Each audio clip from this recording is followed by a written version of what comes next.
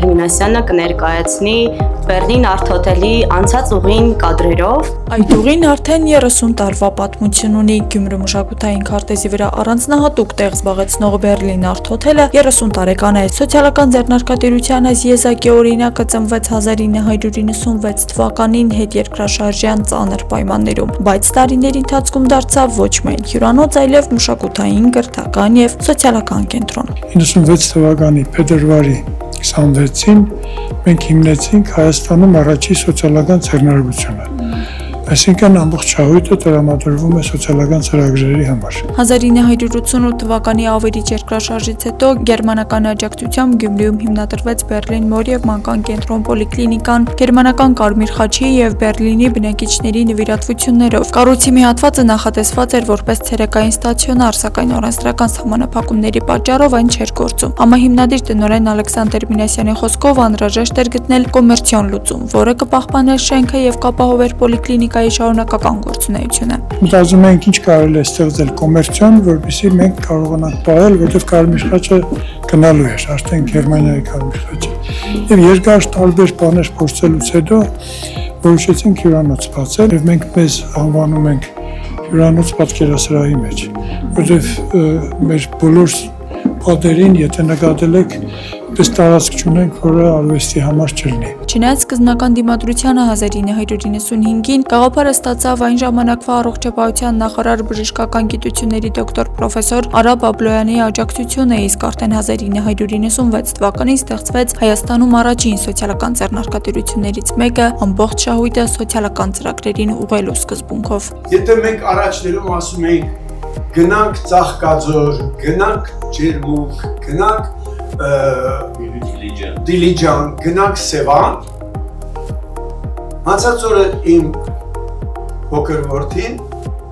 իր ընտանիքով ասեց այս տարի դեռ չենք եղել Գյումրի, այս տարի նոր սկսում։ Այն մարդիկ, ովքեր որ այստեղ նստած են, փողին հավասարացված Գյումրիից, Գյումրի ստեղծեցին, պահեցին շունչը Գյումրիի։ Շիրակի մարզպետ Դավիթ Արուշանյանն իր խոսքում հիշեցրեց 1996 թվականի պայմանները, պատերազմից եւ ավերածություններից դեռ ուշքի չեկած քաղաքում հյուրանոց հիմնելը համարձակ քայլ էր։ 96 թվականի համար զբոսաշրջային ընկերություն կամ հյուրանոց անհավատալու, անհավանական էր, որովհետև մարդը երեխաները տրտանակներում ու վրաններում էին դպրոցներ գնում եւ շատ անմոտեվաններ կային, որոնք ուղղակի կացավար չունեին։ Այսօր Բեռլին Արտ Հոթելը հայտնի է որպես հյուրանոց պատկերասրահում։ Բոլոր սենյակները, միջանցքներն ու սրահները ձևավորված են գյումրեցի ժամանակակից արվեստագետների աշխատանքներով։ Հայաստանի Հանրապետությունում Գերմանիայի դեսպանության զարգացման համագործակցության ղեկավար Կատրին Բուդերփելցի խոսքով հյուրանոցը հատուկ նշանակություն ունի գերմանական ներկայացուցչության համար։ Նադրումից ի վեր երկար ճանապարհ է անցել Բեռլին Արտ Հոթելը։ Եղել են բազմաթիվ վերելքներ եւ այրեջքներ, բայց կարծում եմ ամենակարևորն այն է, որ հյուրանոցը պարզապես զբոսաշրջիկների համար գիշերելու վայր չէ, այն շատ ավելին է։ Գերմանացի գործընկերների խոսքով հյուրանոցը իր շարունակական նորամուծություններով մարտակենտրոն աշխատելավոճ ունի, ինչը լավ օրինակ է տարածաշրջանի համար։ Մենք հարցնում ենք տնօրենին, թե ինչ կարիքներ կան եւ փորձում ենք միջոցներ գտնել այդ կարիքները ֆինանսավորելու համար։ Բացի այդ, մենք զբոսաշրջային խմբեր ենք ներգրավում աջակցելու հյուրանոցին եւ քաղաքին։